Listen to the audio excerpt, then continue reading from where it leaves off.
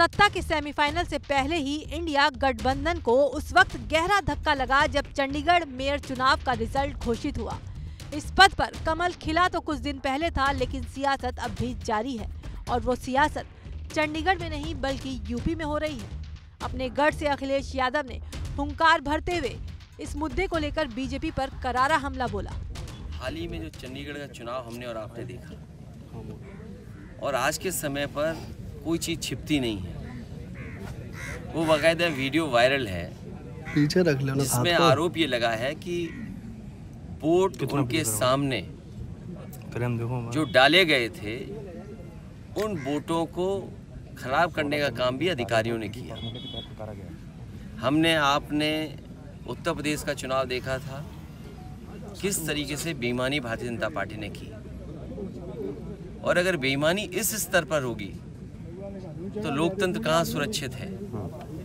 जो आज मेयर का चुनाव जीतने के लिए ये तरीका अपना रहे हैं, इससे पहले उत्तर प्रदेश में जितने भी चुनाव हुए, उन सभी चुनाव में भारतीय जनता पार्टी ने बड़े पैमाने पर बेईमानी की। अपने बयान में सपा मुखिया जिस वीडियो का जिक्र कर रहे हैं, वो उन्होंने 30 जनवरी को सोशल मीडिया पर पोस्ट किया था, जिसमें उन्होंने चंडीगढ़ मेयर चुनाव में धांधली का सबूत दिया था। उन्होंने बताया था कि भाजपाई पीठासीन अधिकारी मतपत्रों को अवैध बताने के लिए पेन चलाकर उन्हें अवैध बना रहे हैं।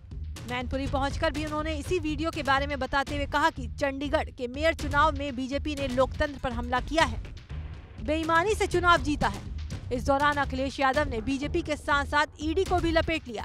कहा कि ईडी को किसी के साथ अमानवीय व्यवहार नहीं करना चाहिए।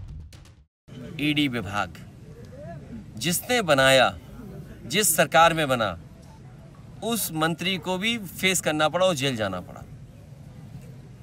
एक समय कांग्रेस का था, जिस समय ये विभाग बनाया गया, ईडी को ज़्यादा पावर दी गई और जिस मंत्री ने बनाया था उस मंत्री को भी वही फेस करना पड़ा।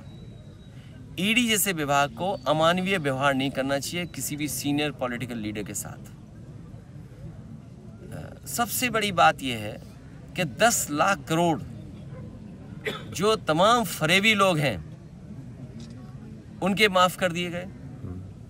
लोग पैसा लेकर के विदेश भाग गए, उनके खिलाफ क्या किया है? और अभी तक जो डेटा कहता है, जो आंकड़े कहते हैं, सबसे ज़्यादा ईडी विभाग का, सीबीआई का, इनकम टैक्स का दुरुपयोग किसी पॉलिटिकल पार्टी ने किया है तो वो भारतीय जनता पार्टी ने किया है। फिर जब सपा प्रमुख से सीट बंटवारे को लेकर गठबंधन में दरार पर सवाल किया गया तो उन्होंने साफ कहा कि ऐसी कोई बात नहीं है, गठबंधन ही बीजेपी को 2024 में हराएगा। देखिए, समाजवादी पार्टी का मानना बिल्कुल साफ है। आज उत्तर प्रदेश में भारतीय जनता पार्टी ने जिस तरीके से काम किया है, समीकरण, प्रत्याशी अच्छा हो, जो सीट भारतीय जनता पार्टी को हरा देगा, जो प्रत्याशी, उसी दल, उसी प्रत्याशी को टिकट मिल जाएगी।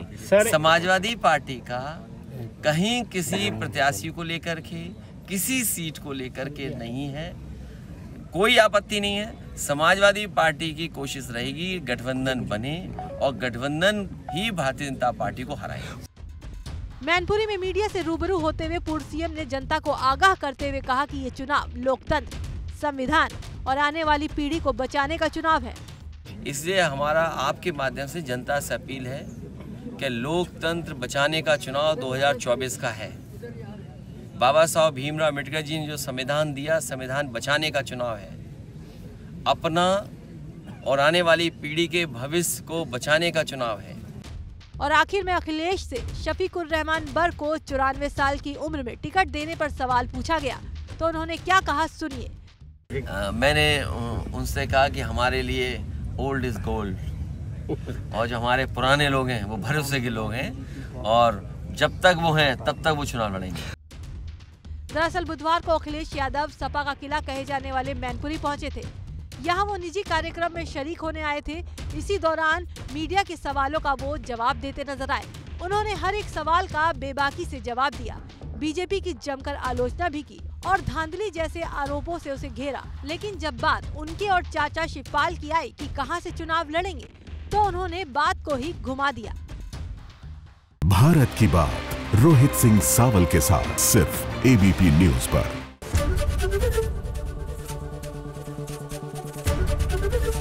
एबीपी गंगा, खबर आपकी, जुबान आपकी।